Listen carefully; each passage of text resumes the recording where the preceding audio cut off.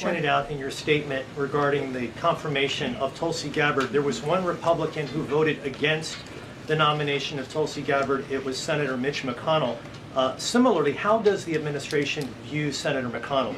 Can he be a partner in the president's legislative agenda? Are you disappointed that he voted against not only Tulsi Gabbard, but also Pete Hegseth to be the defense secretary? I think we're greatly disappointed in any Republican who chooses willfully to vote against the president's exceptionally qualified cabinet nominees and picks to lead his America First administration.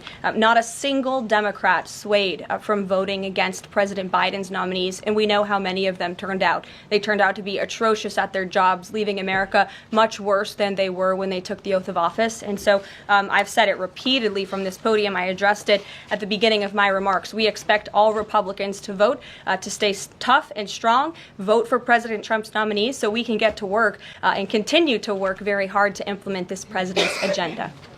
Yes. Thank you, Caroline. Does Elon Musk have power of the presidency? Absolutely not. Right. That's a ridiculous question. I asked that question because, the Democrats have been hurling insults at Elon Musk, hurling attacks, calling him President Musk. Most recently, Jamie Raskin, the congressman, took it a step further, calling for Musk's impeachment, saying that he somehow usurped the power of the presidency. What's your response? It's utterly ridiculous. Elon Musk addressed this in the Oval Office yesterday. The president addressed it as well. Elon Musk is serving at the pleasure of the president, just like everybody else on this team. He takes directives directly from the president of the United States. And I think some of the comments that you referred to are nothing more than a failed attempt from the media and from Democrats to try to sow division in this White House. We saw them do it in the first term. We're not going to let them do it in the second term. This is a unified team who is working at the pleasure of the president to do what's right for the American people. I have one more quick housekeeping note before I leave you all today. The president wanted me to share with all of you that he had a wonderful meeting with King Abdullah of Jordan yesterday. They discussed many things, including the Gaza Strip and its future at great length. The king would much prefer that the Palestinians stay in place, with the additional land to be used for new development, which would greatly create jobs at levels never seen before. But the president feels it would be much better and more majestic if these Palestinians could be moved to safer areas. I would just add to that the president remains wholeheartedly committed to seeing peace in the Middle East, and our Arab partners in the region have been tasked with coming up with a peace plan to present to the president. That is ongoing. King Abdullah mentioned that yesterday. He also committed to accepting 2,000 sick children from the Gaza Strip, which the president called a beautiful gesture. So the administration continues to work with our Arab partners in the region. We stand closely with our ally Israel, and the president has presented this big, new, bold idea to secure peace in the Middle East, and he is not going to waver from that. And we look forward to seeing that goal of this administration achieved as well. Jordan. Thanks, Caroline. Data out this morning showed that consumer prices were up across a variety of goods. And just before that report, though, President Trump called for lower interest rates. The Fed said it's holding rates steady to try and tamp down further inflation. So how would lowering rates help keep inflation in check for the American people? Sure. Well, first of all, on the inflation point, we did receive those numbers, and they were worse than expected, which tells us that the Biden administration indeed left us with a mess to deal with. It's far worse than I think anybody anticipated, because unfortunately the previous administration was not transparent in where the economy truly was. We know people at this very podium told the American people that inflation was transitory and that it would go away. That was not the case. And now the last report of the Biden administration, as revealed today, shows that inflation is still about 4.5% higher over the past 3 months.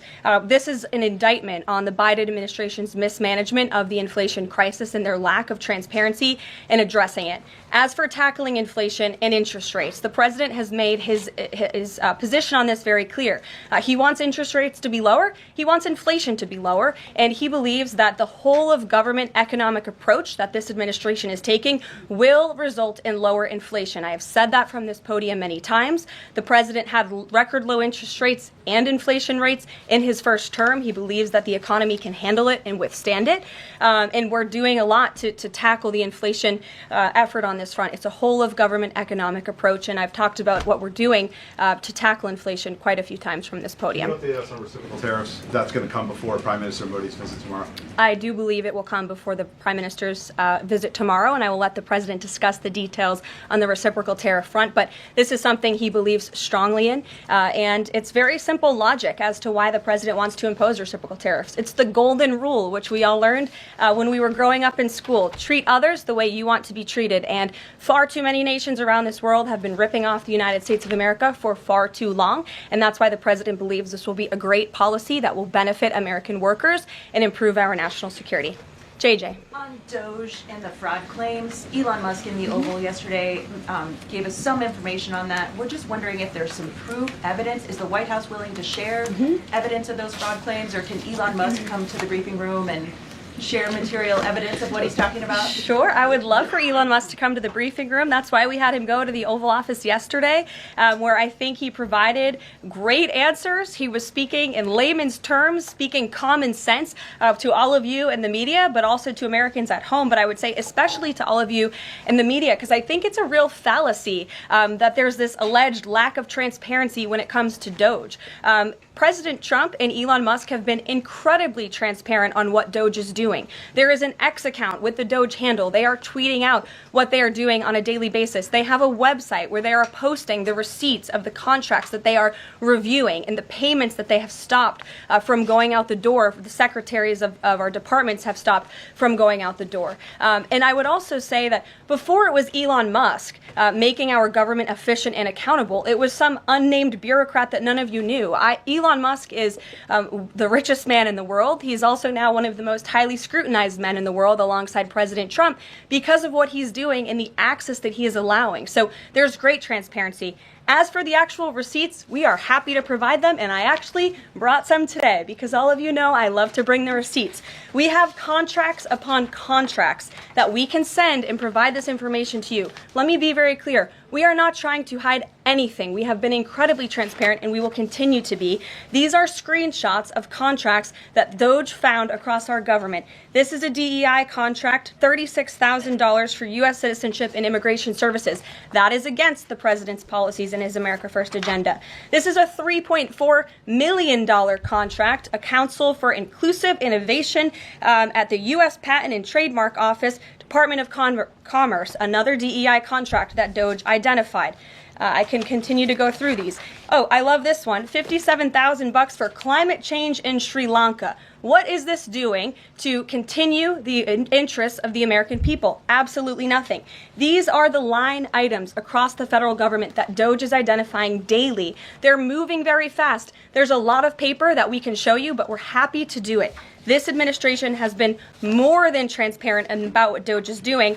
And here's one of their tweets that they posted about the mine. I believe this is in Pennsylvania, where the federal employee retirement system is being processed. Did anybody know this was even happening in our country before Elon Musk talked about it in the Oval Office yesterday? A lot of Americans didn't. So we are providing transparency and accessibility on a daily basis when it comes to Doge. And I also have a Doge daily report, if anybody would like it, on all of the things that they are identifying and finding. We're happy to provide this information to you. We're talking about it every single day. Are all those things you just mentioned fraud, or are they waste, or are they just contrary to the president's policies? I would argue that all of these things are fraudulent, they are wasteful, and they are an abuse of the American taxpayer's dollar. This is not what the government should be spending money on. It's contrary to the president's priorities and agenda. And again, we can continue to provide you the receipts for all of the fraud, waste, and abuse. And if anybody in here wants to argue that the federal government is not fraudulent in some capacity, be my guest, because I think the American people watching at home would beg to differ. Caroline. Mary. Hey, more on the judges. Does the White House believe the courts have the authority to issue these nationwide injunctions? We believe that the injunctions that have been issued by these judges have no basis in the law and have no grounds. And we will, again, as the president said very clearly yesterday, comply with these orders. But it is the administration's position that we will also ultimately be vindicated. And the president's executive actions that he took were completely within the law. They were constitutional. And we look forward to the day where he can continue to implement his agenda. And I would just add, it's our view that this is the continuation of the weaponization of justice that we have seen against President Trump. He fought it for 2 years on the campaign trail. It won't stop him now. Brian. Yes.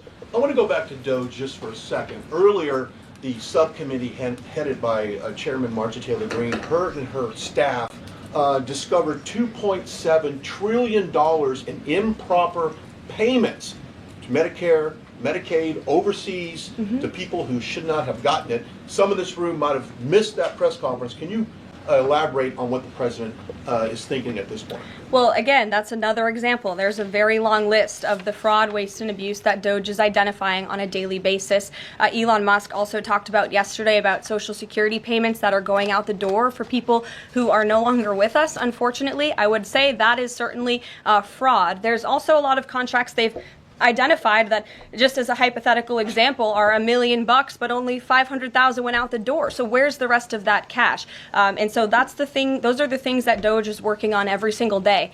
And I would just remind everybody in this room, this is what President Trump campaigned on doing. He's delivering on a promise that 77 million people elected him to do. James. Thank you very much, Caroline. Two foreign policy questions, if I may. Sure.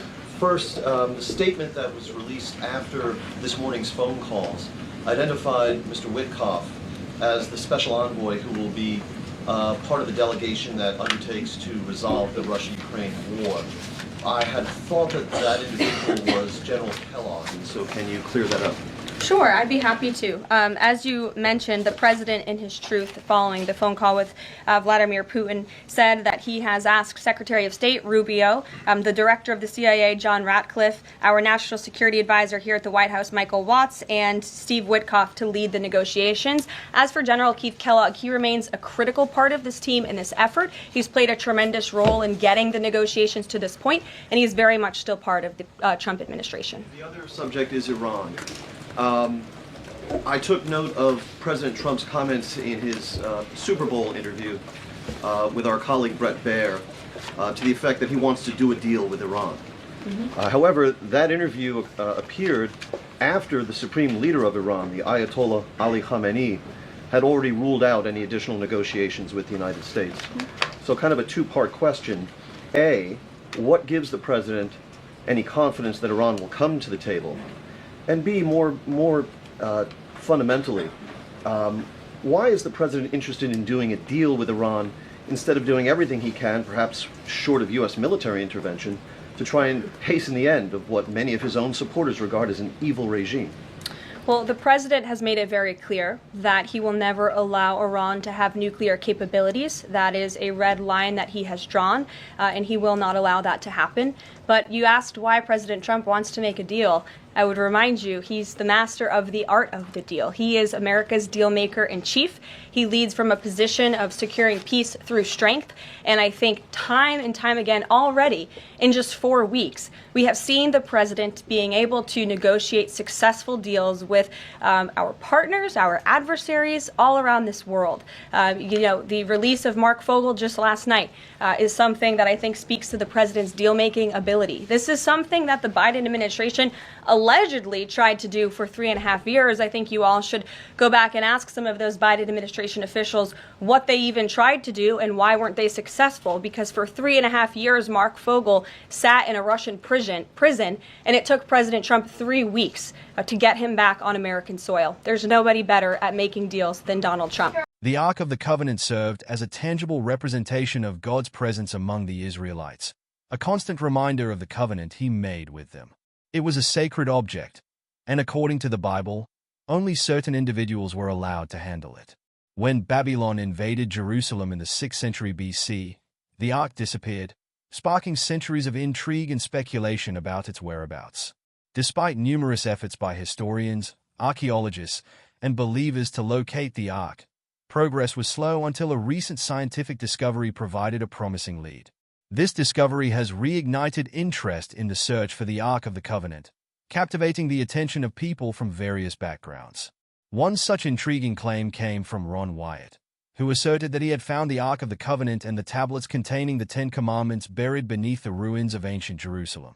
According to tradition, the Ark resided in the Holy Temple, also known as Solomon's Temple, after the Israelites settled in the Promised Land. The question arises, why are scientists permitted to search for the Ark of the Covenant, given its religious significance? This question adds another layer of mystery to the search, prompting further exploration into the nature of the Ark's disappearance and potential discovery.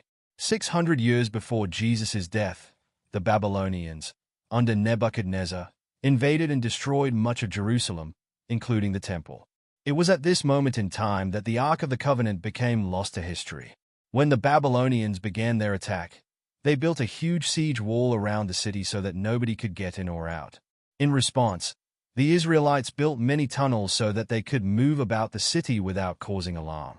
Many of these tunnels still exist today, and ancient artifacts have been found in some of them. Before Wyatt argued that the Ark of the Covenant, the most sacred Jewish artifact, was hidden in an underground chamber, which was then sealed and forgotten, there were also many other scientists who said they had found the Ark, which had been missing for thousands of years. And of course, when this sacred chest was found, everyone looked forward to the moment scientists opened it. Is what they saw in the Ark really what is described in the Bible? What if scientists opened the Ark of the Covenant? The first thing that scientists would want to do is establish whether it was the Israelites' Ark of the Covenant or one of the identical religious boxes or arks used by other northwestern Semitic ethnic groups. It would be an essential first task, even though they have been understood through the Bible. The moment they witness the Ark of the Covenant, scientists will be amazed. The Ark stepped out as if tearing out a book and appeared before their eyes. The Ark was indeed overlaid inside and out with pure gold, with a molding of gold around it. The lid of the Ark is called the mercy